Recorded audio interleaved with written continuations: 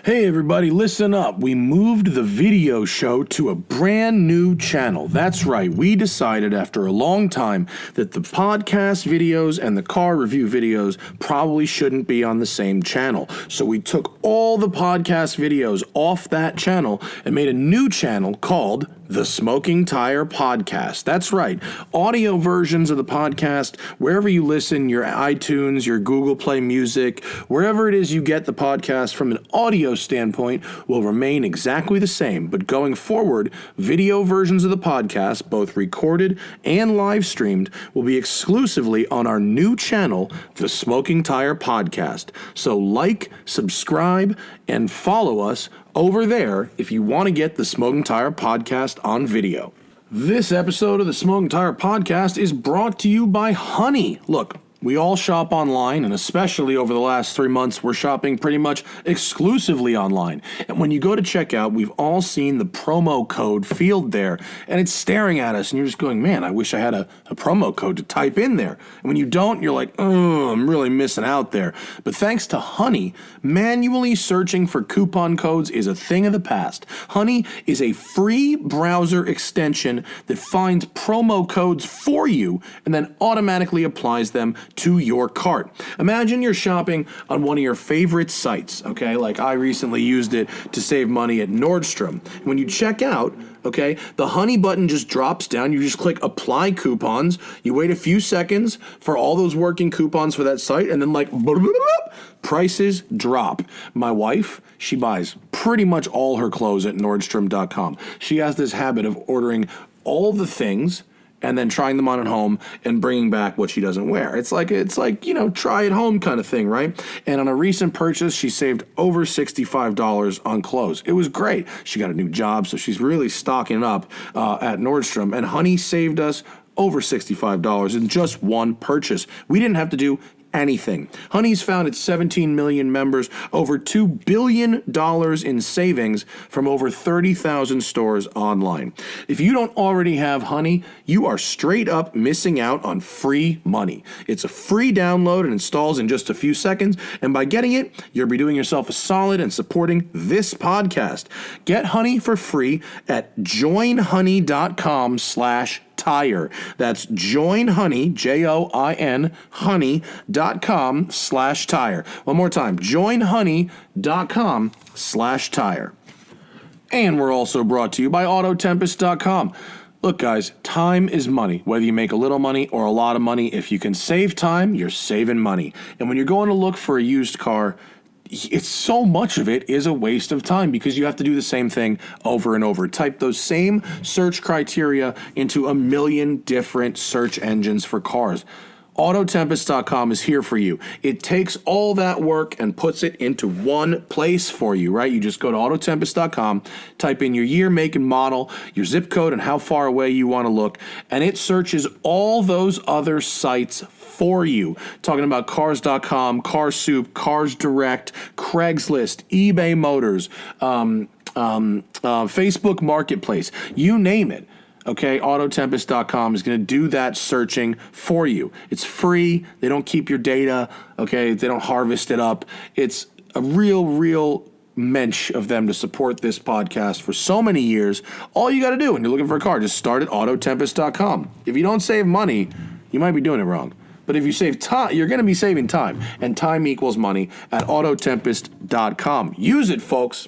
Alrighty then, on this episode of the show, my old friend Freddy Hernandez, a.k.a. Tavarish from down in Florida.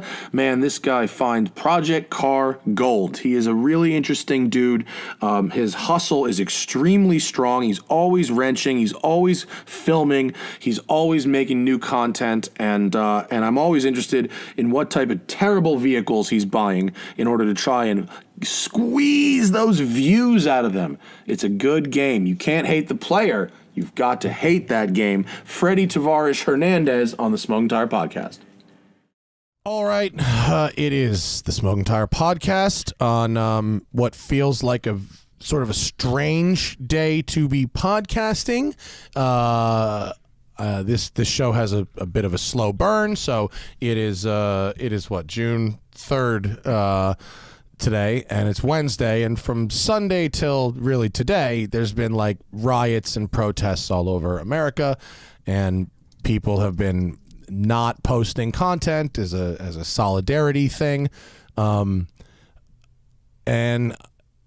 I don't really know what to say. It feels a little awkward to do a show, because what's going on in our country seems to be like all consuming, especially like in my life, in my house, because there's helicopters hovering over my house all day, and there's curfews and all this kind of wild stuff. And at the same time, I feel like I support the protesters for sure. I think this country's long overdue for a reckoning with its racial history. And I'm trying to not be the fucking white guy that lectures people on race, so I haven't personally said too much about it, but I'm trying to read some black authors and some scholars that I think do know a lot about the type of thing and educate myself where I can. I just discovered James Baldwin. He rules.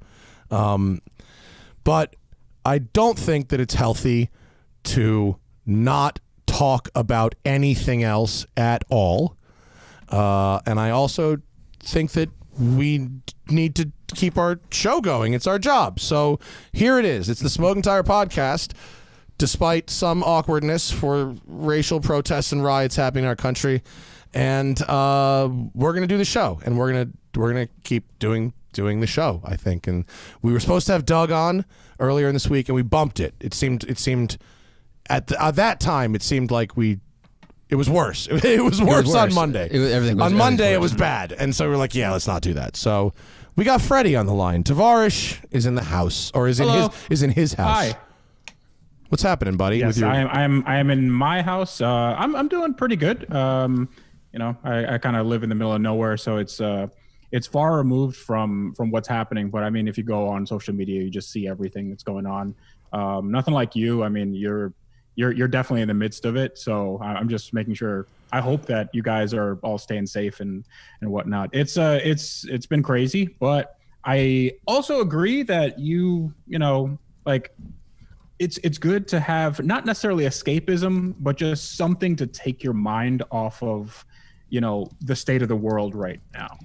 I think that can help people. Yeah, I mean, there's I'm not going to be the stay in your lane, stick to cars all the time. I'm going to be a human, and we're going to be a human, and we can talk about human things. But also, I think that especially during coronavirus time, which coronavirus seems like a long time ago. I don't know. This week has been so fucked up that as like social distancing. What's that? That's over. That's like coronavirus is over. I don't know if you know that, dude. Already. I mean, coronavirus has not been a thing for a good week now. I know I don't want to. Glad that we cured it.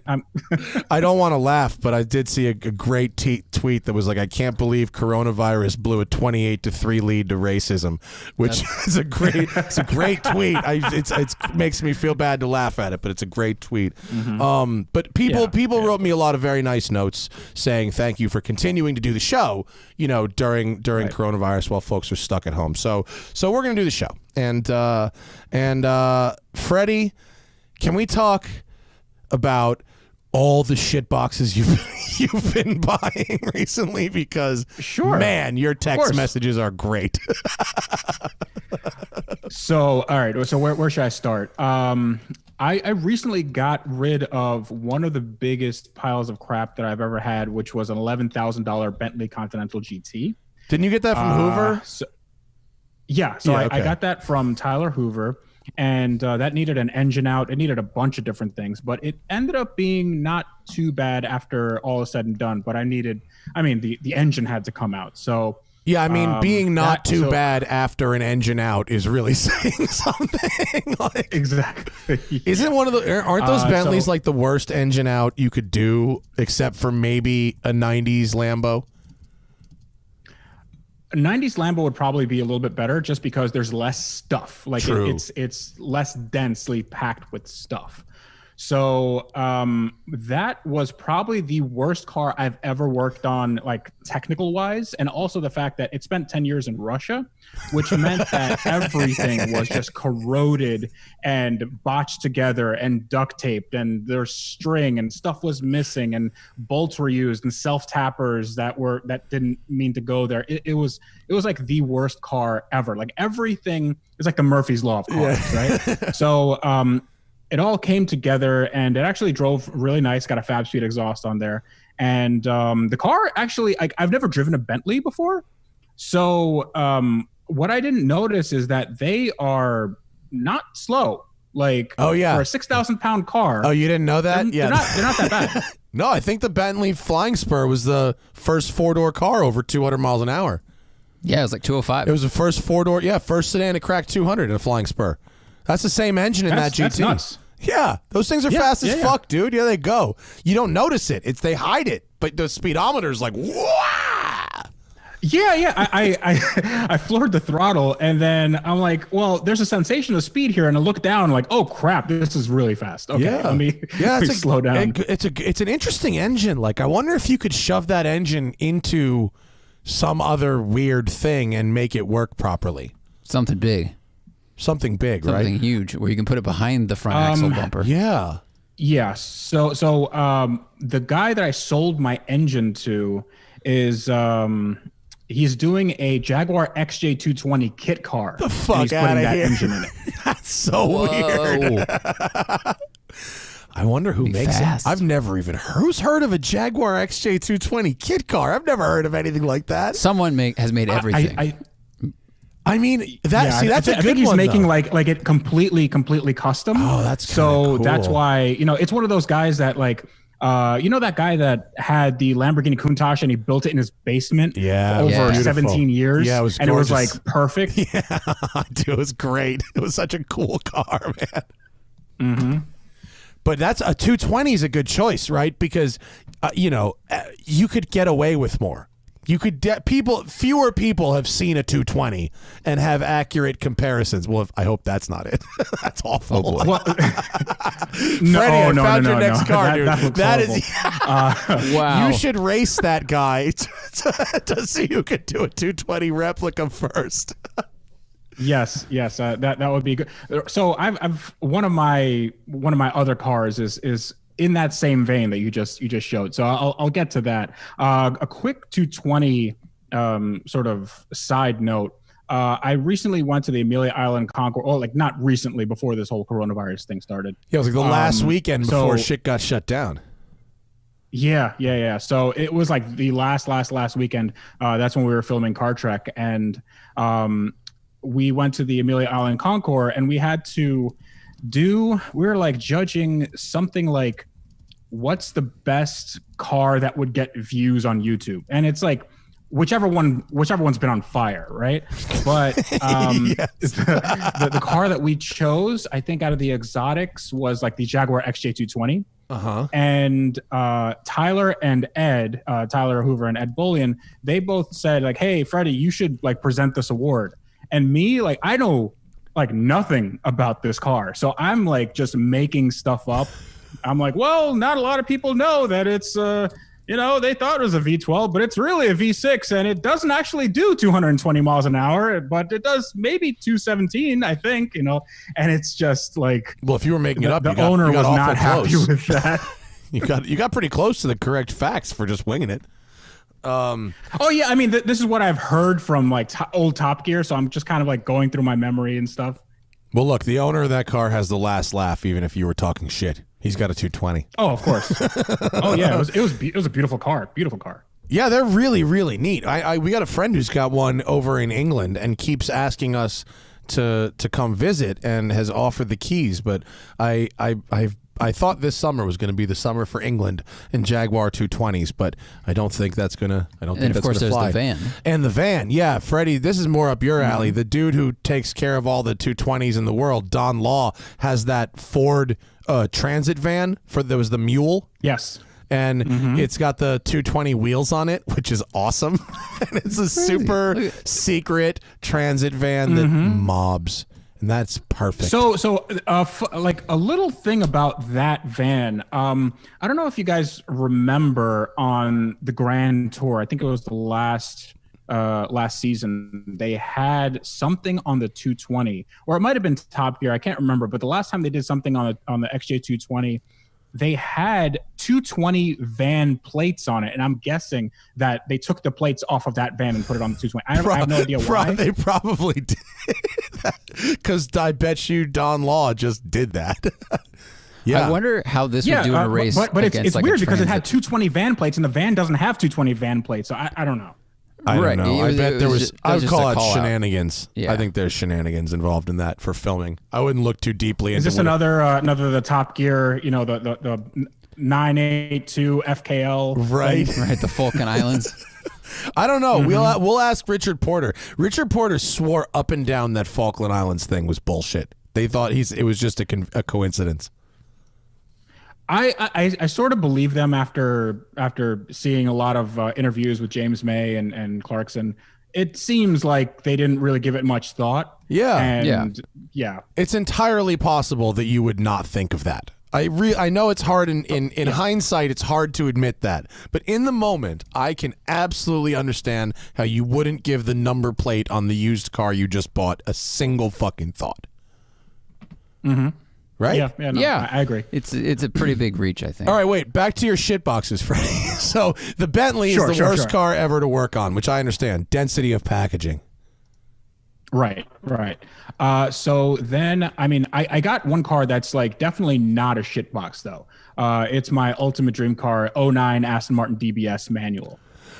So that one was, I mean, it's used. It's a driver. It has 31,000 miles or 32.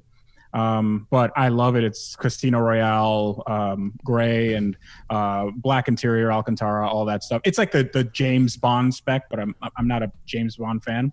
But it's the cheapest one in the country, and I just had I really, really, really wanted it, so ended up trading a car for that plus cash.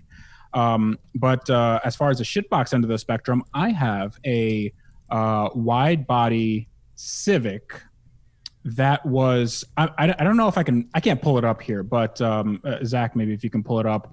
Back in the day there was a meme, and there was like a blue Civic that was on a grass field, and it was like a 3/4 shot, and it was like, if you just look up like blue meme Civic, it's like a crazy wide body, super quote, racer, whatever. It like looks like a time attack on the street kind of thing. It is the proto racer. It is like the racer to end all racers. It has like this crazy second wing from the right, and second from the right. like it was in a ton of memes. So there's one that like my Honda ran out of oil, called it. Yeah, there we go. Called it fried rice. Yeah, exactly. Yeah. That's no exactly oil in it. my Civic. Called it fried rice. Yeah. It's like so, the most like of the time body kit ever. The wing goes from the rear wheel arch over the roof and connects to the other rear wheel arch. Like the Arch of St. Louis is on this car. Wow. So if you take a look at this car, a lot of people say like, oh, well, it's like a fiberglass kit. That car is a one-off. It is a completely custom car built by a 16-year-old for like his high school career or something. So that entire kit was made out of steel. Like he made it out of metal. What? That's so crazy. What does this thing weigh? It's so heavy. I don't know. It's definitely more than a Civic, more than a regular Civic. It's probably another 1,000 pounds on top of whatever the Civic weighed. So in what state of disrepair is it now? Is it fucked? Yeah. So I found that car in a field. Actually, one of my viewers helped me find it. So I found that in in a parking lot of this auto shop just in the middle of Florida, just like literally in the middle of nowhere. And it was there for 6 years, and it didn't have an engine, and it was just like in a really bad state of disrepair, but it still had everything, has Lambo doors. It was painted red really poorly. And I mean, the bodywork was cracking because like after the metal was on, like they put a big layer of Bondo on it. And what happened is like all the moisture was trapped underneath the Bondo, so it just started rusting out. Oh my God. So I ended up buying that car, towing it home, and that's going to be the basis for a build that I'm doing with Advanced Auto Parts. And that's going to be like a K24 swapped turbo, all-wheel drive. There it is. It's going to be this is more like a SEMA build. What I'm going to do is take off all that paintwork, and since the body kit is metal, I want to get it down to the bare metal and do like a brushed metal finish, so you can see like all the work, and then redo. Yeah, there we go. That's how I found it. It's pretty fucked. I gotta say though, that's a kind of a cool idea. For sure. It is a cool idea to do it in bare metal, but you don't. Do you? I thought you hate bodywork though. I do, but I'm also trying to learn how to do more metal fabrication. So I'd like to learn how to weld a little bit better, that sort of thing. So I'm going to redo some of the styling cues because I don't really know what a lot of that is about. So I think make it a little more aggressive, make it a little more like more aggressive. Oh yeah, add some canards. Just canards. Yeah. Canards make everything Dude, better. Canards like everywhere. Yeah, because this is kind of like it's a little bit of rocket age, like jet age Honda Civic rally car. But if a kid made this out of metal in shop, that is impressive. Even if you don't like the way it looks, like that is a lot of work, and that's an impressive endeavor. I give props. Doesn't seem like it's beyond hope. Because I just wanted to have more of a story. Like I love cars with stories, and I wanted to continue that story because this kid like poured his heart and soul into it. Every one of your cars has a story, bro. You don't have no cars with no stories, bro. Yeah, your cars have stories like a hobo has stories. Like a traveling vagabond on a train. You know, he'll tell you a story for. They always end up under a bridge somewhere. Hey, you know what would be the fucking engine for that, Freddie? The engine for that you need is that Honda V6. The Odyssey motor, 3.5. like we drove in the back of that Psycho Mini Cooper, bro. That is what you want, and people have fit them in the front of those before. They're bitching. So so I was thinking about engine swaps, and that was probably top 3 of what I would do with that car. So the J35 swap. Yeah, J35. Like, do you do a full Odyssey with front clip turbo? It could do like pretty good numbers, and it can be like really, really good. The problem is with the J35, the engine is very, very tall, which means that the intake manifold is sticking like a foot out of the hood. Like it is like ridiculous. As opposed to the rest of that car, which is so subdued and classy that you couldn't possibly. modify. I mean, listen, I can't ruin those lines. Okay, I can. No, but we drove that crazy Mini. It was the J35 with a Rotrex on it, and it was spectacular. I mean, it's very rare that I drive an engine that delivers power as well as that did. Mm-hmm. That was bonsai. That was a special engine. It really was. It was very good. Very good. It's weird. It's weird that the Camrys and the Honda Accords get such good engines when you put them in the right car and then you supercharge them, because like the Lotus Evora is like a really good car, and that engine does not feel like a Camry engine. Bro, why isn't the TRD? Why isn't the TRD Camry? Why don't they? It's like the Lotus gets the Camry engine and supercharges it. Why doesn't the TRD Camry take that Lotus engine, put it back in the Camry with the blower on it? Wouldn't that be awesome? All-wheel drive Camry with an Evora motor? Ooh, I'm fucking fizzy thinking about that. That's bitching. Who would buy that? I mean, first of all, you're the car journalist expert, and you have more car buying advice for new cars than I would. But like, who would be the person you're selling this to? I don't. There's three people. Camry with an all-wheel drive and a supercharger. I mean, look. It would take a lot of work for Toyota's end to brand something like that properly, but and I also see opportunities in the Lexus GS F Sport. That would be a ripper, little M competitor kind of thing. But I think it would be fun, and it would be the kind of thing that would be like Toyota Skunk Works project. It'd be a marketing tool. It'd be a fun marketing tool. Who's the customer? Fucking, I don't know, dude. I don't know. But the new Camrys are aggressive. They look good. Doesn't the new Camry look sporty and good? I think it kind of does, right?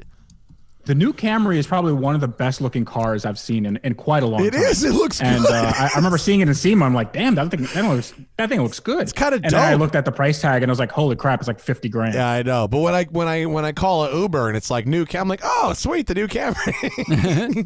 The new Camrys and the new Civics are really good Ubers. They have big back seats. But dude, I'm picturing an all-wheel drive with some nice wheels, a little more aggressive bodywork, and a supercharged. That's fucking awesome. Oh yeah, I mean, okay, cool. so if you build it, they will come. Another Freddy. one of my cars. Oh, go ahead. I'm sorry. He's trying to turn hard left away from Camrys like immediately. All right. Yeah. Okay. Anyway, shitbox number 3. Let's go. Well, he's the man of orange Lamborghinis with movie stories, and we're like, what if we modified this gray Camry? what if we get Wonder Bread and then we sprinkle pepper on it? So what's interesting is that the Lambos and stuff, like I get more enjoyment out of the cheap stuff, like way more enjoyment out of the cheap stuff than I do the expensive stuff, because I know that I can break stuff, and I know that I'll be able to find parts for it, and ultimately you can have more fun. It's just like more fun per dollar. So I really enjoy the cheaper stuff, like the Pimp My Ride van that I did. I loved that van. Like I would keep that van forever, but I think it needed like a kind of a bookend for that story. What did you do with that thing?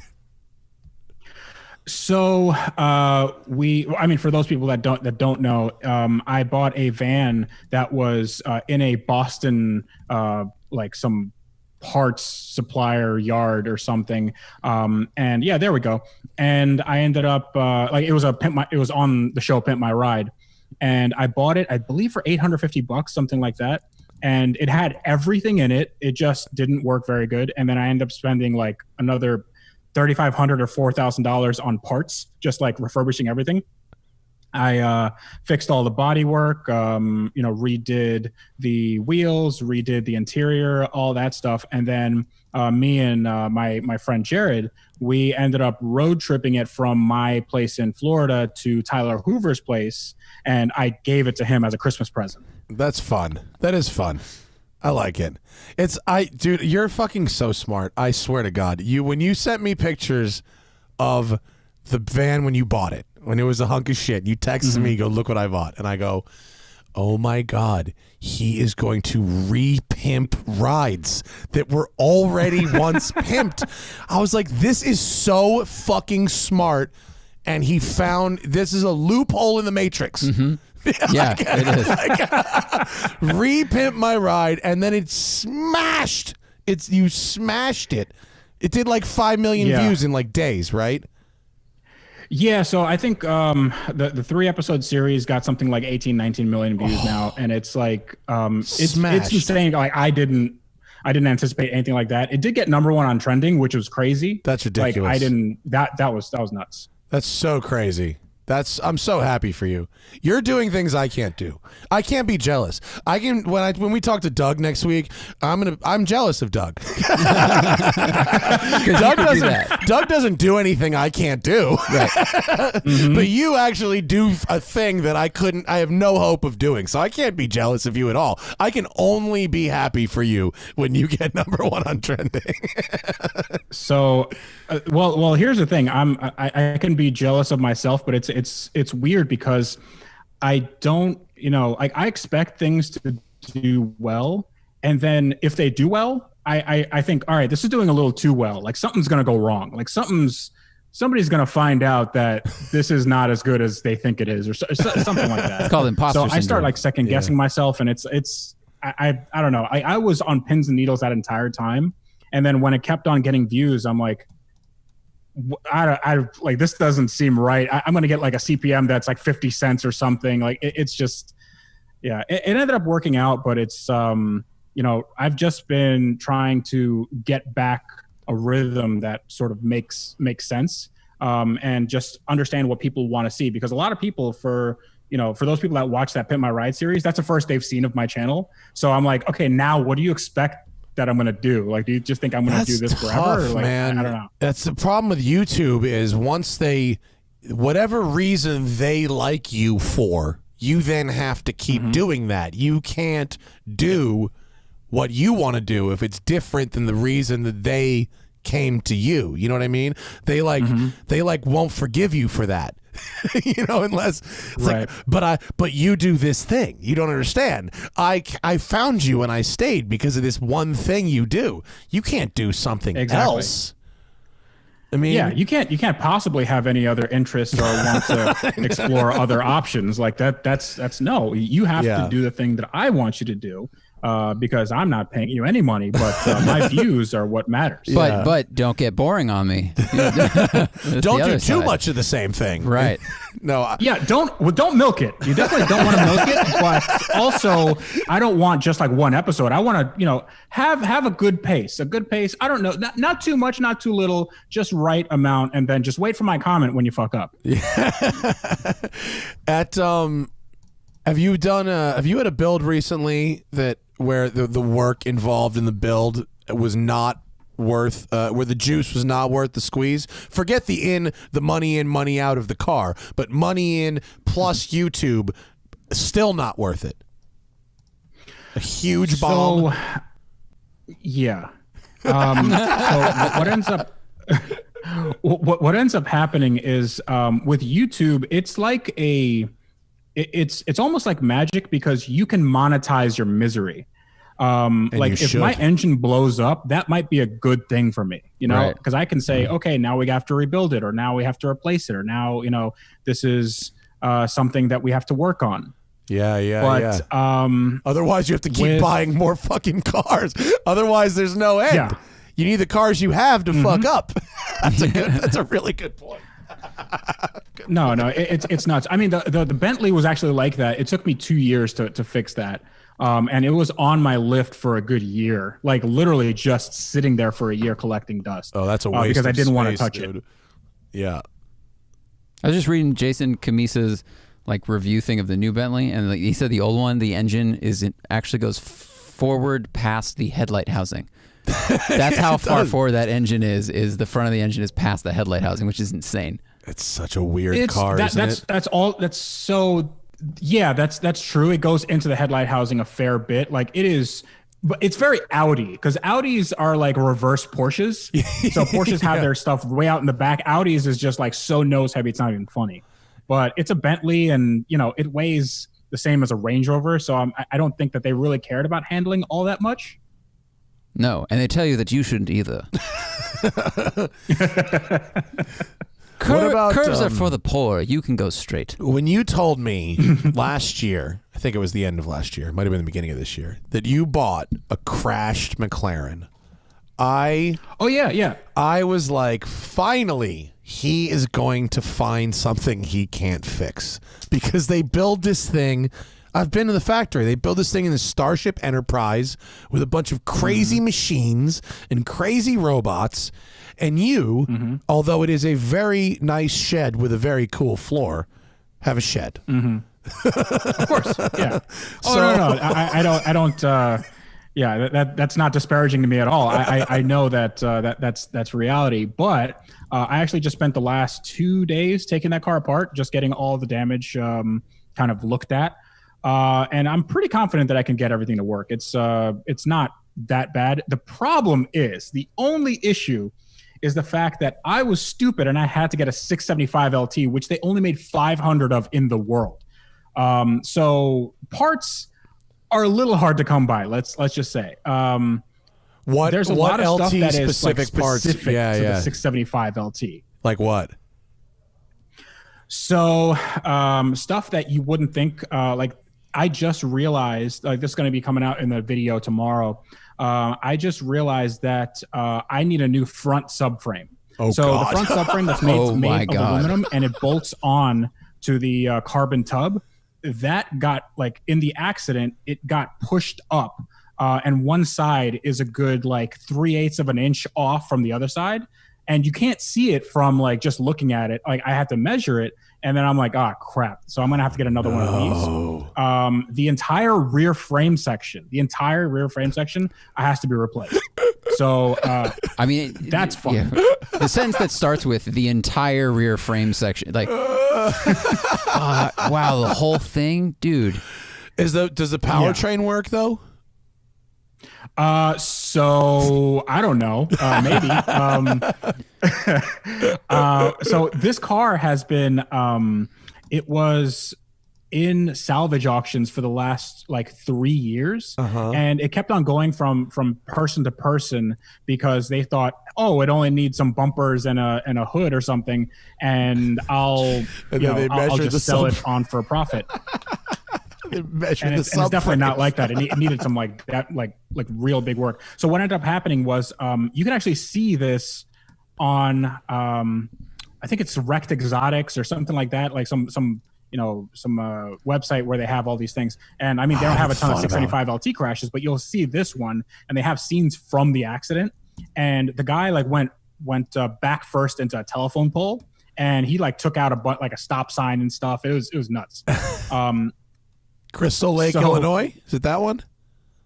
Yes. Oh, yes, yeah. So it's the only red one there. Yep, that's it. That's my car.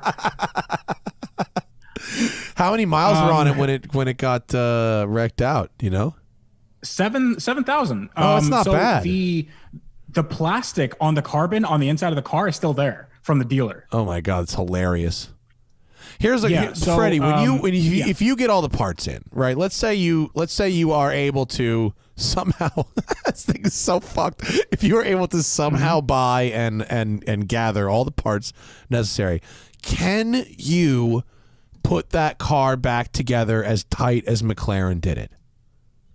100%, even better. Like so what's interesting with McLaren is that their cars are abnormally easy to take apart. Like it was a few hours and I got this thing down to like the carbon shell. Like I wonder if that's I race haven't car taken the stuff. engine out, but yeah, I mean it's pretty good. Like I just got done doing it like an Audi R8 and a Bentley. Like this car is easy. Like it's like pretty dang easy. Oh, cool. Well, that's a nice surprise. That's not something I would have expected.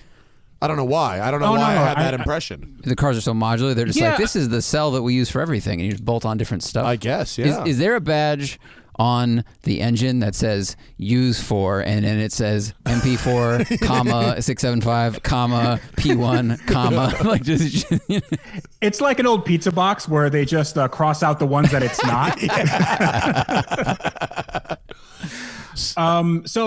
Actually what happened with the engine is that since the guy went back first, the engine was, I mean, it hit the rear reinforcement bar. So that's like just completely caved in, but it also shot the engine and transmission about 3 inches forward, which means that it broke the axles got basically just punched.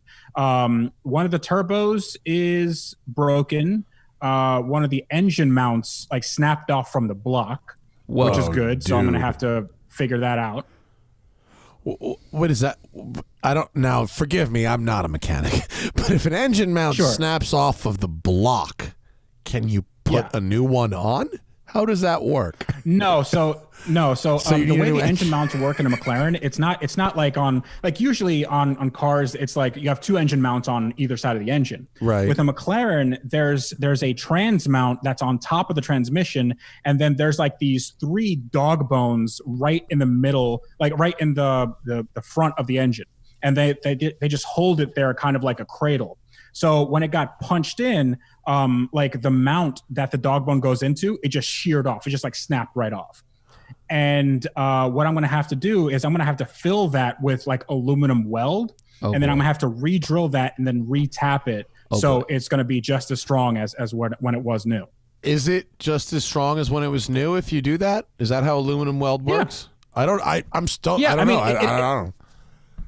It all depends on what the metal like that they used. I don't know what, because not all aluminums are the same. I'm not a master welder at all, but I know that if they have specific castings, they could take better to weld. It's just going to be like a trial and error thing. I mean, I'm not going to be like JB welding stuff on there, but I'm going to try to do it as factory as I can. I mean, if I took this car to McLaren, they'd be like, it's total write-off. We have to get you a new carbon tub and engine and stuff. But I'm doing what I can to like actually fix what's there. Yeah. And show people that this car looks really, really bad, and there is like, if you took it to a shop, this would be a $200,000 or $300,000 bill, but you can get it done with, let's say, a fraction of that cost, you know?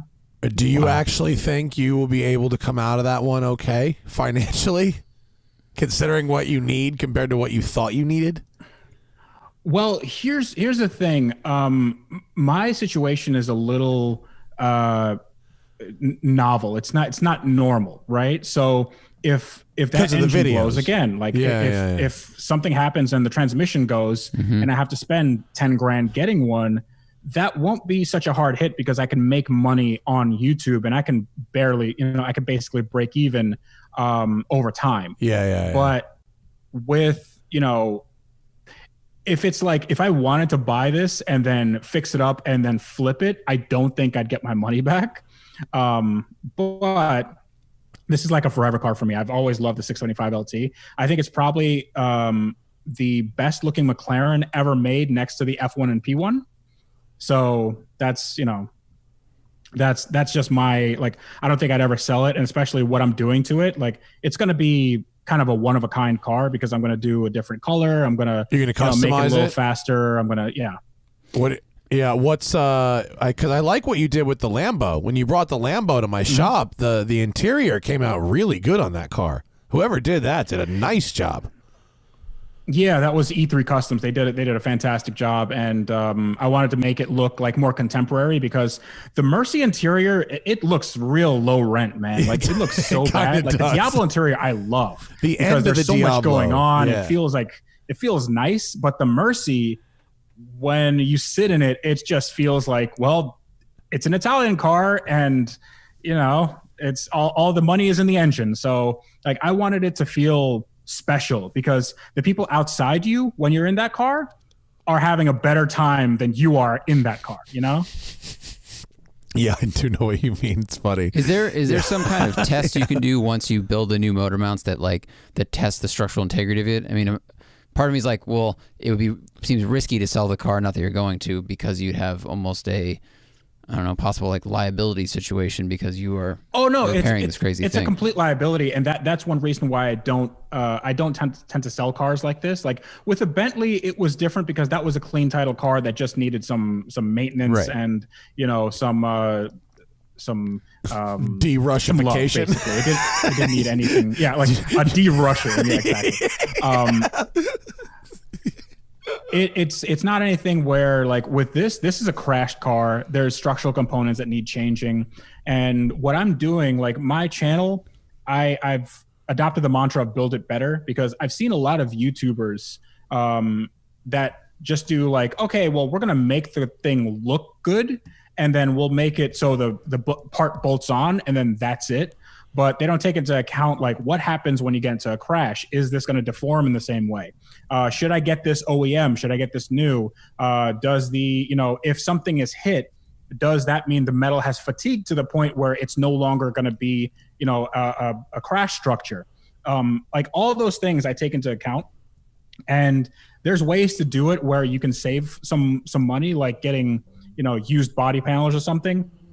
But then like, on stuff like airbags, like I would never do like an airbag delete or, like try to fool one of the sensors. Like I'd want all the safety systems to be 100%. I want to make sure that the structure that holds the car, like the carbon tub, the rear and front subframes, those all have to be, as close to OEM stock as possible. No like superfluous welding. I don't want any, big, repairs on it or anything. So that's my like main concern, because if I'm showing this to other people, the last thing I want is for them to go, oh, well, you didn't do this. And like, I wouldn't get in a car that you built or, whatever. Like I want it to be a nice car because I'd like to drive it, Yeah. Well, there's a difference between, TV builds, right? You saw a Pimp My Ride car. You know what I mean? Like, a TV build only needs to serve one need, and there's a lot of ways you can cut corners if the whole goal is to just do something that looks good on TV or But if you're, I was going to ask if you're really going to be driving this thing around, you've got your wife, you've got your new baby, Mazel Tov to that.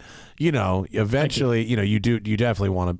It would be sketchy as hell to be driving around in a 675 with janky subframes. Yes. Super sketchy. You know what's weird? Like, I know a lot of people that drive very sketchy cars in a very sketchy way, and I always say, like, dude, you drive like you have no one in the world that loves you. Like, you drive like no one would miss you if you died.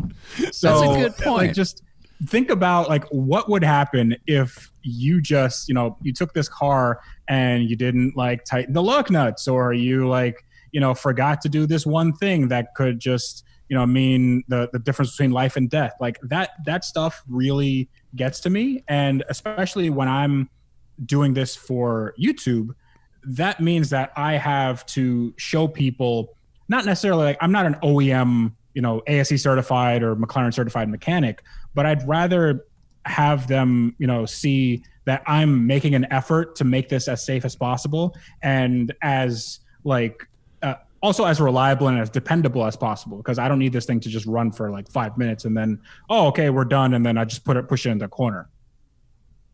I feel you. I feel the same thing. I was like, if I'm out driving in the canyons, I try to, clearly be like, let's give this cyclist some room. Like we're doing this at a responsible-ish time and place.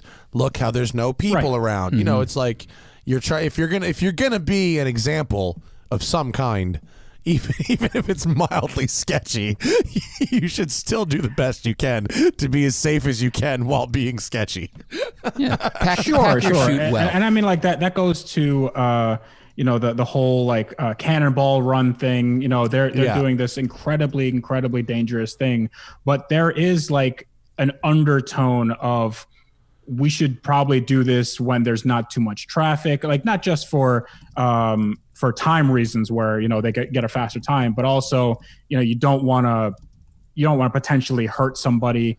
And there's this weird, like, it's almost an honor among thieves type thing where you have people that engage in this activity, but that not everybody's going to understand, so you'll tone it down once you come across a normie. Yeah, no, I totally, because we talked to Ed Bolian last week, and we're not involved in cannonball culture per se, but I certainly am a pseudo scholar of it, I think, and yeah, I think you're right. The honor among thieves thing is sort of interesting, and when the normies get involved, like somebody on Twitter, I don't know who it was. It was like a normie said, just had one of those. So I realized that people are doing COVID cannonballs, and they put a picture of Ed Bolian in front of his like Ferraris, like with his arms out like this, and they're like, and this is their guy, and of course he's their guy because look at him.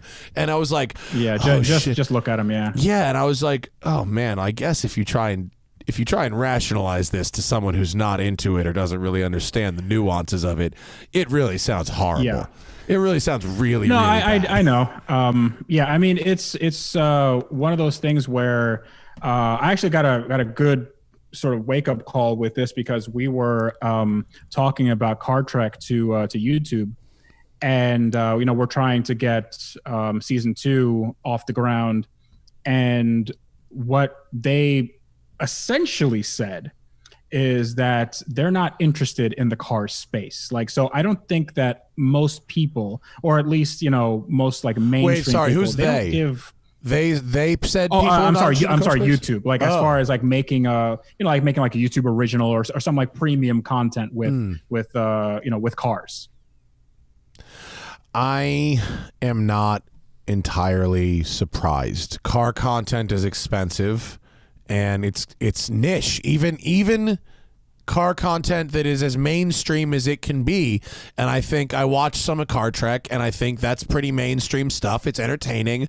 It's the same kind of vibe as Top Gear, and I think, unless you really did something where it was a completely different show set against the backdrop of cars, it's a tough one, because it's just like when we're in this car world, it feels like a big world, but when you're outside it, it's fucking small. It's so small. Like Yeah. One of the interesting things is like go try and comment on like a mainstream YouTuber's comment section and see how quickly you just disappear. Like it doesn't matter if you have like 1 million or 5 million or 10 million subscribers, like nobody knows who you are. That's hilarious. I haven't ever done that, but if I want to be put in my place soon, I really should. Yeah, explore. Yeah, of course. But I like when I think about stuff like this, it's like Top Gear was one of the biggest shows in the world, and that was a car show. And I think it was less of a car show and more about, you know, the camaraderie between them and the adventures and whatnot. And I think that's why people watched it. So I mean, that's what we try to do with Car Trek. Maybe to you know, too far of a degree where we're just kind of, you know, trying to not rip them off, but just trying to like pay homage to the heyday of Top Gear. So I mean, that was a lot of fun. I loved the Car Trek experience, but I can understand why people are put off by it because it involves cars so much. But I also think that cars are such a big part of our culture that we don't understand. Like most people don't think about it, but they're like, you know, it's a sense of, it's some people's first like sense of freedom. You know, it's their sense of individuality. It's how they express themselves. It's, you know, where you go when you first break up. It's where, you know, you go when you first get lucky. You know, like there's lots of ways that you could have good experiences, like good, like lifelong experiences in cars that people don't really think of. And, you know, to just relegate it to, oh, well, we're just, you know, car people. That I think that sort of sells it short a little bit, you know? Totally right. I think that you can have a show that is a travel show or a people show set against the backdrop of cars. Yeah. Absolutely. And that could be done again. I think one of the things and that really helped Top Gear was that because of the BBC and how that works, that system, not relying on advertisers, you know, and in the early days, they were just sort of like, oh, well, it's just like the BBC has a car show and this is it. And they're doing their thing.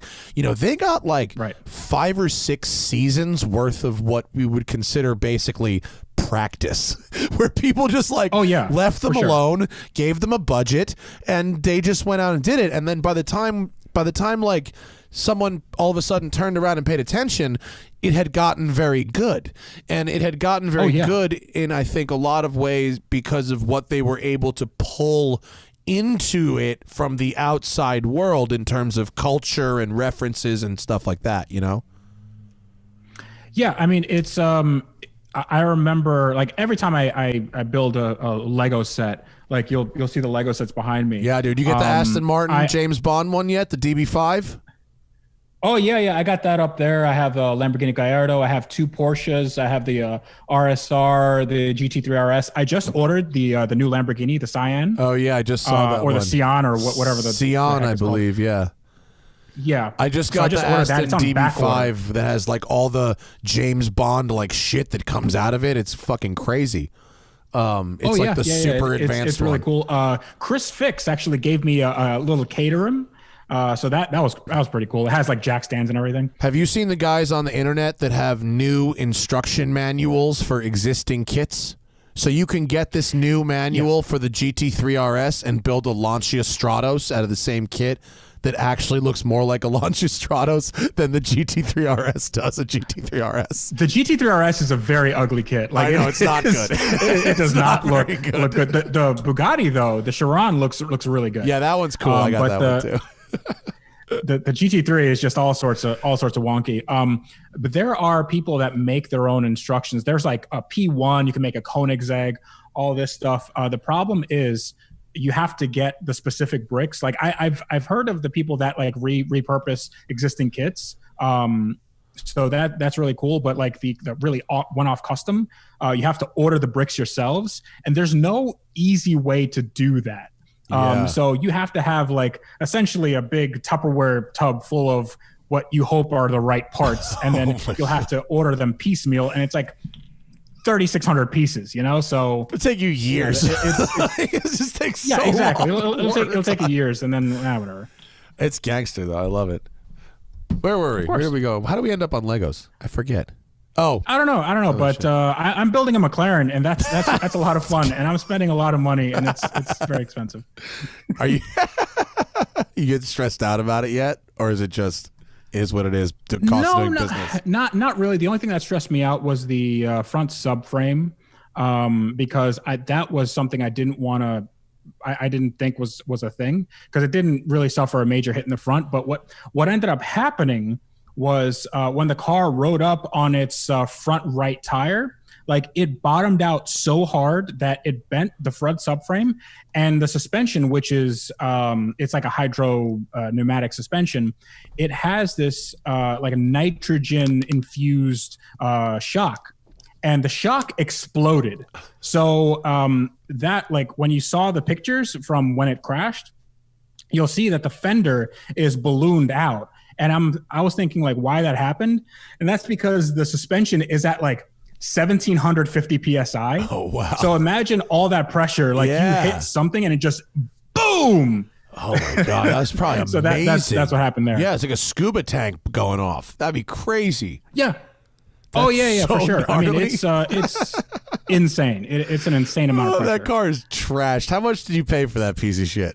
Do you mind if I ask? So I got it for 80. I got it for 80, and then I spent another 40 or so on parts. I think I'm still about 15 shy on parts.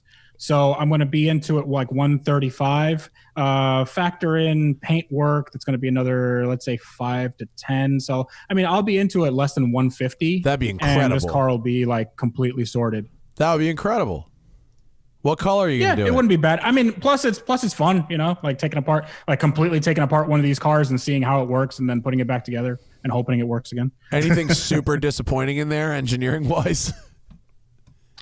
The thing that's disappointing is the paintwork. McLaren's paintwork is garbage. Like it is. I always thought that, okay, these, you know, these are really high dollar cars, so they're going to have the best paintwork. Dude, the way that they tape stuff off is worse than like a Mako paint job in some areas. It is horrible. Wow. There are a few people that have complained about McLaren's quality as far as their paintwork. What happens is they don't rust, but the aluminum underneath the paint, it starts oxidizing and it bubbles up. So it looks like your McLaren, your like brand new McLaren that's, you know, that you had for only a few years is rusting, and McLaren does not cover that. Oof. Whoa. That's not good. Yeah, that's probably not so good. No, and it's and one of the things I learned is that, let's say you want to get a volcano red or volcano orange or, you know, some MSO paint code. First off, it is incredibly hard to match that color. And second off, McLaren will not give that paint code to anybody other than a McLaren approved body shop. Oh. So you can try to look it up. It's not out there. So your repaint will have to be in a non-McLaren color. Is that what you're saying? Which is fine because literally nobody knows the difference. Yeah. So. Do you know? Is the color a surprise, or have you decided on a color yet? I have not decided on a color. I'm thinking it's probably going to be somewhere like, it might be a Lamborghini color, like a Rosso, you know, it's a red, Rosso something. I can't remember what it is. Like one of the Aventador SVJ colors. Okay, yeah. But, you know, it could be something else. I don't know. Like I've been looking at greens, like a British Racing green actually looks pretty cool. Ooh, but British then again, Racing green. I can literally do anything I want at this point because it's just, you know, I have to replace everything and repaint everything. I'll put a vote in for British Racing green if you blast the wheels in a gold. That could be hot. Gold or like a hyper silver, like a whitish silver. Those also look good because they pop. Yeah. But then I'm going to have to repaint the calipers. Oh, what color are the calipers?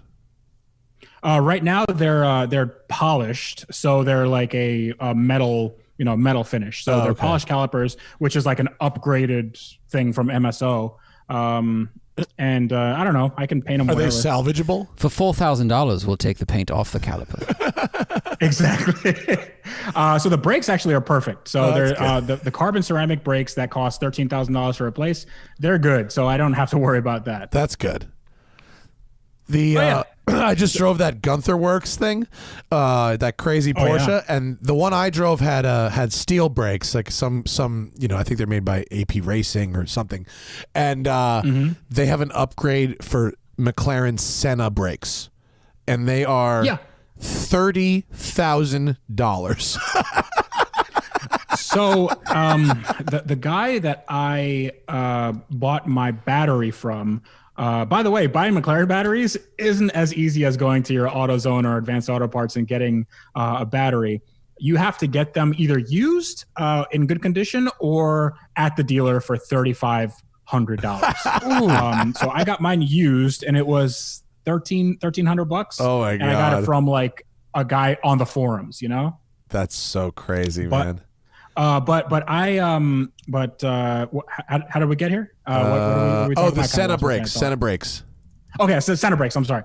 So the guy that I got my battery from, he develops like aftermarket. His company is called XPRD. He develops like aftermarket stuff for McLarens, and he has Senna brakes on his car, and he's doing like a Senna knockoff conversion for his car. And like, honestly, Senna brakes aren't actually that expensive, because I mean, figure they put them on like 600 LTs. Like, hang on. They're like, because Gunther guys said, and look, I don't have the technical expertise to question what they said in this matter, but maybe you do. So maybe you can tell me. They said that the regular McLaren ceramic brakes, like all ceramic brakes, are pressed carbon, like plywood, right? Whereas the Senna's brakes are hand layered, and they take a really long time to make, and they're made by hand, and that's why they're so expensive. Is that not what you've heard? Have you heard something different than that? I don't know. I'm not going to say that that's wrong. That's he definitely knows more than I do about the Senna brakes. They're not cheap. I'm not saying they're cheap, but $30,000. There's a little bit of markup there. Maybe I don't think that's they're giving you the at cost price. Yeah, it's probably a good point. $30,000 markup on a Gunther Works as an option, so they're probably like 15 to buy the parts. That makes sense. Yeah, I would say 15 to 20, something like that. But that's crazy though. Whether it's worth it over like regular carbon ceramics, like you're not going to see that at all. Know. Like, you could track that thing all day. Like, those brakes are totally fine. Well, that's what the dude said was, I said, this car weighs 2,500 pounds. What could you possibly need that type of braking force for? And he goes, well, this one customer bought this car to keep it at his house at Thermal, and all he's going to do is run laps around the track. And he basically said this car can do a lifetime of track days on this set of brakes. Yeah, if they're similar to the P1's brakes, theoretically will never wear out because it's such a hard like silicon carbide. That's crazy. So I'm sure the Senna is then the next generation. Yeah, of that. It's crazy. It's fucking technology. But then again, I mean, is that a practicality thing? Is that like, hey, you're really saving money because if you go to the track every day, like I understand that, but if you go to the track, like a lot of people that go to the track, they're converting to steel because they're wearing out their brake pads and they don't want to, have a $13,000 bill at the end of the month, Well, but what if they were lifetime? What if they never had a bill? In theory, I don't know if it really is lifetime. If it is lifetime, I am very wary of any car company saying lifetime anything. There's no such thing as lifetime. I mean, you had the 1,000,000-mile Lexus. There's nothing on that car that's lifetime. No, but remember sealed transmissions? That was the biggest bullshit. Lifetime fluid, lifetime trans fluid. My fucking ass, bro. Yeah.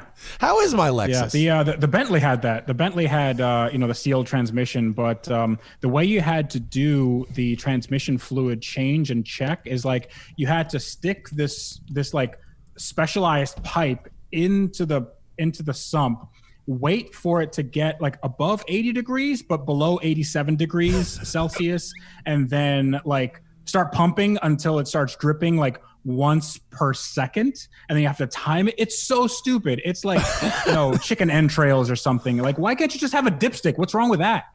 And all of that for just like an automatic. I mean, it's just an automatic. Yeah. Like, what the fuck, dude? Like, it's just a regular automatic that they put in every Audi in the 90s. Like, it's the same one.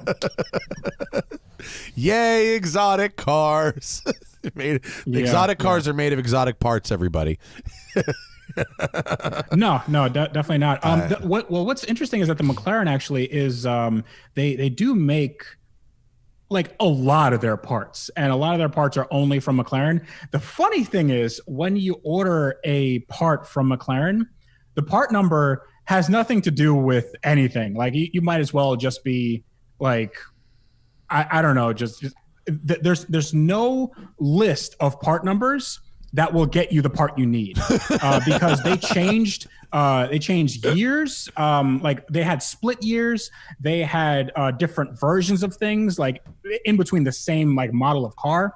Oh my God. They had two different steering racks on the 12C. They had two different subframes. They had 8mm or 10mm bolts, and they all had different part numbers, and nobody knows what the actual official part numbers are. So what they do is they go to the McLaren like parts diagram, and then they just point to it. They go, "Is this what you need?" Oh and then you go, and then you just order that. That's crazy. That's like, Tesla does, all these like updates, right? Oh, well, we don't need to have major model changes because we're constantly updating our models. Fucking nobody knows what they have. No one knows what's in any of these cars, and there's no real way to find out. They have all these, some have updated parts, some don't, have old versions of shit, new versions of shit, and when you buy one used, there's like no way to tell what you've got. It's crazy. You know Rich, right? Rich Benoit? Rebuilds? Yeah. He just bought a Taycan. Good for him. What a fucked Taycan. Did he buy that, or did he just make a video on it? I don't know. Oh, I don't know. I thought he bought it, but I don't know. Maybe he didn't. Maybe he bought it. He's always doing some crazy crap. But so he has a shop called Electrified Garage up in the Boston area, and I talked to his techs there, and like what they tell me about these Teslas is like just hilarious because there's so many different versions, and then like the fixes that they do is, they know that there's a problem with Teslas like eating axles. So what the later models did is like they just put a little bracket so they don't vibrate as much. And then like when they just hope that they don't come in for warranty, or like they hope they don't realize how badly they're vibrating. So there's a lot of sketchiness going on in a lot of these OEMs. Jesus, that's all fun. How's my Lexus? Your Lexus is good. So what I'm planning to do on that is just completely restoring it. So I'm gonna take out the engine, do a complete reseal, and then probably take it to the body shop and make it as new as I can while retaining, like, I'm gonna try to repair what I can instead of replacing things, just because it has mileage on it and it has history. Cool. So yeah, I mean, what I want to do with it is maybe I'll probably end up giving it to a museum. So I'll end up like driving it across the country, or like we'll do something fun. If you definitely not going to destroy it. I think it deserves to live on. If you restore it and you want something to do with it, and you want to drive it back cross country to me, I'll put it on display at West Side for a while, and then we'll see if maybe like the Peterson wants it or something. But I'll take it back. So I was talking to the Peterson, and they said that what they do is they would try to give it to their employees to try to break the record, which is like 3 million miles. So Bro, I said, that's hey, fucking good luck. stupid. There's no one's gonna do that. Do you know how long it took me to put 100,000 miles on that car? It took me 4 years to put 100K on that car. There's no way they're putting 2 million more miles on it. That's dumb. Whoever thought of that has not done listen, the math. man, I don't know. I told them good luck, but yeah. It's not, it's not my dream to. I'm not about to shit on their vision. Well, look, bro, if you want to restore it and give it to me for fucking Christmas, I'll take it back. I'll give you $1 for it. You gave me $1 for it. That'd be cool. Yeah, we can do that. I have no problem with that. Cool. We got a lot of questions from the people. You want to do? Let's do half an hour of questions to wrap this here show up. What do the folks have to say, Zach? Real quick, we got some people saying awesome content. Thanks for making content. Thanks for just doing stuff, some donations. So thank you all for that. And Carl Vogel says, bring along Jared next time. I do not understand that reference. Oh, on the show? Yeah. Oh, so that's your, I think it's, yeah. So Jared is my, the partner in my other channel, Rent Every Day. And he also does a ton of stuff. We met Jared. On my channel. When we went to Florida, we met Jared. The man of many voices. Yes. Yes. I forgot. No. That was Andrew. Oh yeah, that was Andrew. Sorry, my bad. That was Andrew, and Jared is the other guy that works with me. He works with me now, but totally awesome dude, and he was a professionally trained mechanic for Toyota, and he's like one of the best people I know. He's like my best friend. So yeah, nice. All right, so Ryukachu asked, Freddy, there's been a vocal minority of fans begging you to do an electric hot rod or swap project. Is that happening, and what car would you choose to do it with? I've been thinking about this. I have a 1991 Honda Beat. It's like a little K car that I imported from Japan. That's awesome. Yeah. And I was thinking of doing like an EV swap with like some little people mover, or like maybe even a zero motorcycle. That would work pretty well, because that car can't really go that fast, and its limiting factor is gearing. So if I get something that's in that, there we go. That's what my Beat looks like, except mine is silver. I like the phone dials. The phone dial wheels are super cool on that. Yeah. Mine, I think, has hubcap, like just has just regular whatever steelies, but it was $800. So Really? Wow. Awesome. I didn't really care. EV swap, but I think an EV cool swap in that would be really, really cool, considering it's mid-engine, rear-wheel drive, and it's just like you don't really see them. Be quick, it'd be fun. Yeah. All right, Maester 101 says, what is the worst vehicle that you could feasibly convince someone you hated to buy? I mean, I wouldn't try to convince anybody to buy anything they didn't want, but let's see.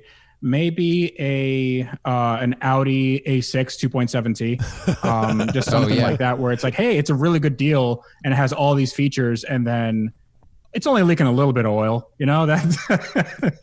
That's fine. It's and then all 30 valves go. Right. 2.7T. Oof. Mm-hmm. Yeah. I could. What can I? A Cadillac Escalade.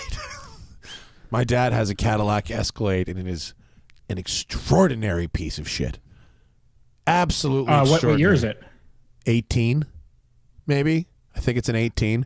It's really? Fucking and junk. It's bad. I mean, it's a 2-year-old car. Everything is broken on it. From the day it was new, everything broke on it. The seat heaters turn on their own all the fucking time, front and back seats.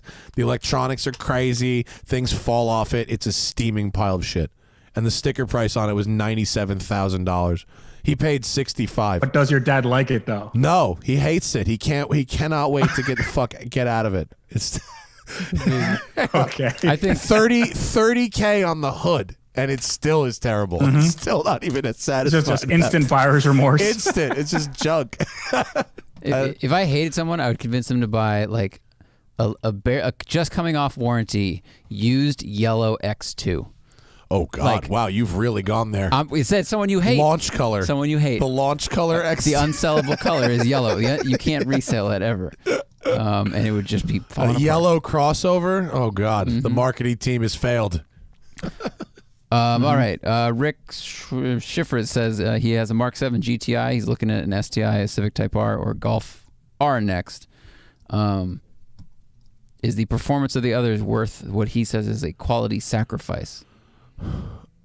Well, a Golf R was included in there, and that's the same. Yeah. So is the performance of the others worth a quality sacrifice? An STI and a Civic Type R are not meaningfully quicker than a Golf R. They might be a second a lap or something like that, but in your average life on a canyon road, those cars all go the same speed. Mm-hmm. So you should buy them. Are we talking about like manual for manual? Are they all like, do they have the DSGs? I don't think he was even being that specific. I just basically think if he's used to Volkswagen quality, is it a step down to go into a Subaru or a Honda? I don't think really. I mean, it might be a considerable step up depending on what Volkswagen we're talking about. Yeah, it's a good point. It's a good point. I think the Civic Type R has really good seats, really nice seats, and so that's a thing always worth considering in a car. But I mean, they all perform fundamentally the same, so you should buy the one that makes you the happiest to sit in a traffic jam. Yes. Yeah, I mean, it's just what car do you think is gonna prolong that sense of, like whenever you get a car, there's a time where you're sort of over it, like that the honeymoon phase is over. Whatever car you have that will give you the longest honeymoon phase, I think that's the car you probably get. And then after a while, you just get used to it, and then you can maybe modify it. All those cars you can modify, but just enjoying the car for what it is. I think that's probably whichever one you can do the most. That's the one you should get. That's a good philosophy. I like that. Definitely. Yeah. All right. Greg Howard says he's looking at mid-sized trucks, planning to do some decent off-roading, so the Ridgeline is out. Is there anything we don't like about the Ranger other than it being on a really old platform? Yeah, there's a few things I don't like about the Ranger. The Ranger's seats are not very comfortable. They're not the one I drove anyway. It has a 10-speed automatic, which I'm not a fan of when combined with a turbocharged engine. It's just always hunting for torque, always. And it feels like a 2010 Fusion inside, basically. It does. It feels a bit like a car inside, which makes it comfortable ergonomically compared to a Tacoma or something. I do like the size of it. I like the engine. I'd probably go Colorado before Ranger right now. So, I mean, why wouldn't you get like an older, like something that's a little bit bigger, like an older F-150? It's going to drive a little better. You'll have probably a transmission with not as many gears, which is arguably better. Good point. And it'll have probably just the same features, and it's a work truck, so it's a little heavier, so maybe the ride will be a little better. I don't know. That's true. I mean, if you're looking at new Rangers, you could get a used F-150 for probably similar money. I mean, it has to be a couple years down, but I guess it just depends on how big the trail you're going to be on. Because an F-150 is a big truck, especially a newish one. Yeah. If you're doing like Jeep trails, they're or something, real big now. That's too big. Yeah, might be a little bit too big for that. Yeah, get a used Tacoma. I did Moab with a crew cab Raptor, and man, that thing was high centering on everything. Exactly. Suboptimal. Yeah, I would definitely yes. I would say Colorado over Ranger personally, but yeah, if you're not doing hard, he said Ridgeline's out. The Ridgeline's the one nobody wants. It's not manly enough, but I'm a big Ridgeline fan. Yeah, I think the Ridgeline rules. Yeah. What else you got? MB Frenchie says, is it possible to manual swap a Gran Turismo? A Maserati Gran Turismo? Yeah. What do you think, Freddy? Anything's possible. But one of the cars that I've been looking at is a Maserati Coupe GT. And those are manual. So it essentially has the same engine, that 4.2 liter Maserati. So you can take the transmission out of that. Probably have to make your own mounts, make your own torque tube because the transmission's in the back.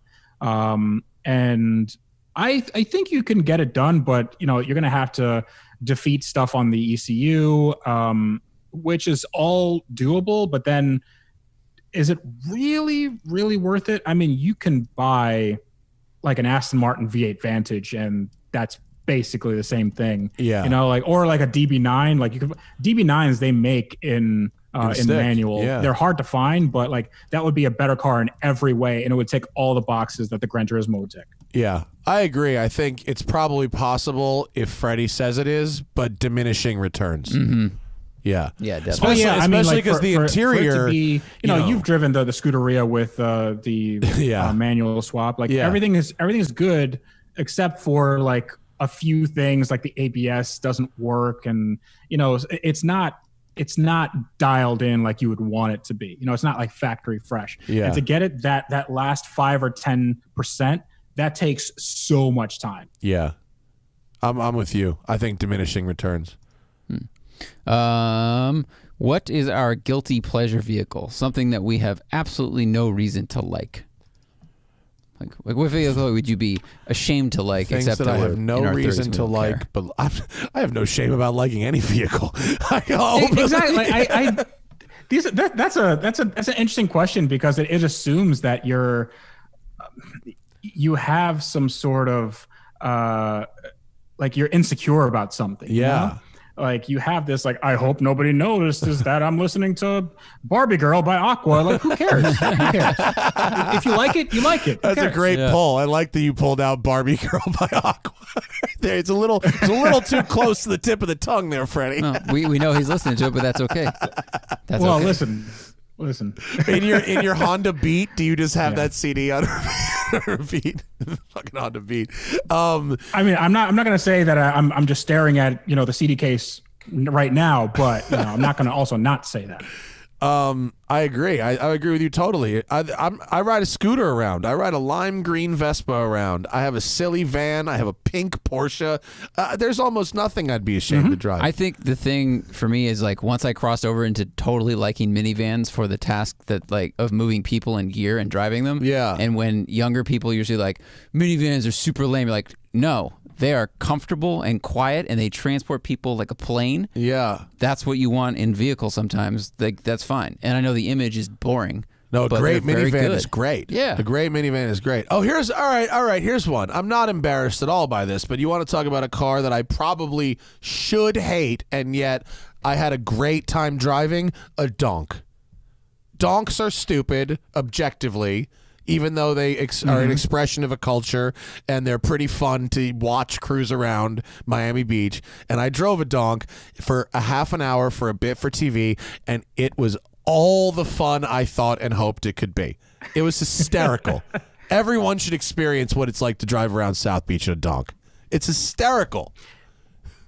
That's well, fun. they have a few of those in Florida. I think I'd love to get my hands on one, but the problem is they're kind of like kit cars in that they are so expensive. Like people think that they're worth like gold. It's like, oh, this has 35-inch wheels and that means that the car's worth $40,000. Like, no, that it doesn't. It's like it's a Cutlass Sierra that needs like a bunch of stuff. Rob Ferretti bought a donk, and it did not go well for him financially, although it was very funny for the rest of us.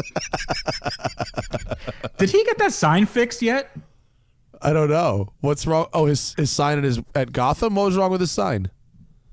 Oh, so you didn't. So Gotham, he had the Gotham Dream Car sign. He made a new one, and it said Gotham. Like when the guy made it, it just said Gotham Dream Car. Oh, right. God. And he's like, dude, where's the S? So then the guy just sticks the S like right on the end of Get car, the so the fuck S is outta like here. falling off. And it's the most hilarious thing ever. And it's been like that for a few months. Wait, scroll down find the sign, Zach. I'm sure Rob's. Is that it right Yep. there? Oh, he my made God. a T-shirt out of it. It is hilarious. It's so funny. The guy just stuck a fucking S on there.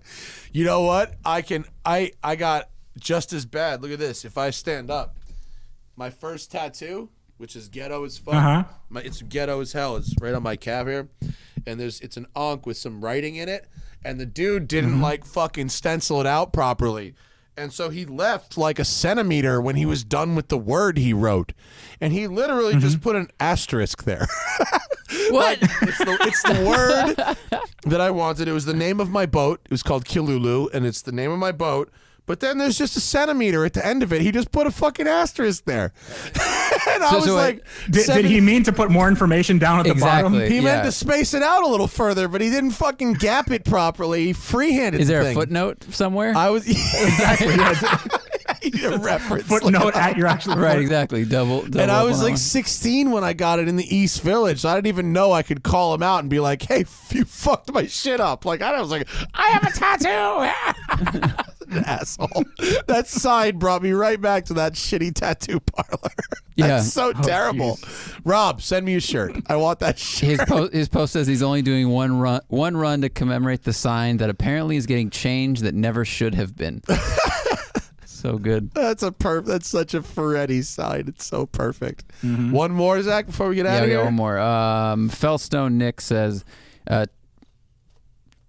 he just says if we want to custom order lists of Lego parts, use a website called Bricklink, and you can upload your parts list, and anyone with instructions will give you an instruction file. Oh, there you go. How cool.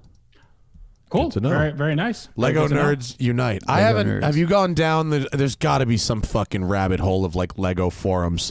I have not explored them. Yeah. I mean, I wish I had time for that, but like, there's every time you go down anything like this, like, hey, I wonder if this has a forum, and then you realize that it's in this entire world that you've been missing, and like there are people that live, eat, and breathe this stuff. And you're like, I'm sort of out of my depth here. Like I'm a little I'm a little underqualified. Yeah. What do you got coming up in the next couple of months? Can you talk about the shitbox that you texted me the other day? Is that public yet? Sure. Well, it's sort of public. I think I put it on Twitter now. So I bought a '93 Civic that is a Bugatti Veyron kit car. It's hilarious. What Dude. A bunch does of that articles even and stuff. mean? So I'm gonna see how bad it's it is. so And sad. I wager it's very, very, very, very bad. It's so sad looking. It's like a It's droopy it's the saddest dog. thing ever. That's it right there. Second photo from the left. If you go to images, that's it. Yeah, it's so terrible. It's like a droopy dog. Dude, I mean, look from like 50 feet, like that's the real thing. That's it. That's it right there. When he sent me these pictures, I started laughing very hard. This is incredible. But then I had an idea. I thought, what if you took this and you did the big motor, the turbo? 'Cause it's a Civic. It's an EG, right? I think it's an EG. It's a '93 yeah. Civic. What if you Yeah. started from here and turned it into a time attack car from this point? It'd be I funny. think it could be hilarious. Well, Drag race of Veyron in it. it would, but it would be so bad at what it does. Like it'd be so. First of all, the fiberglass kit is just put on with tech screws everywhere. I don't think you can get to any sort of appreciable speed with that kit without having major parts of it fall off. We got to find out. You got to find out. I'll find out. I got a helmet. I'm serious. I'll put an engine in it. I'll go as fast as it'll go. We'll see what comes off. So my whole idea was I was going to do a shot-for-shot remake of the Top Gear top speed test of the Veyron.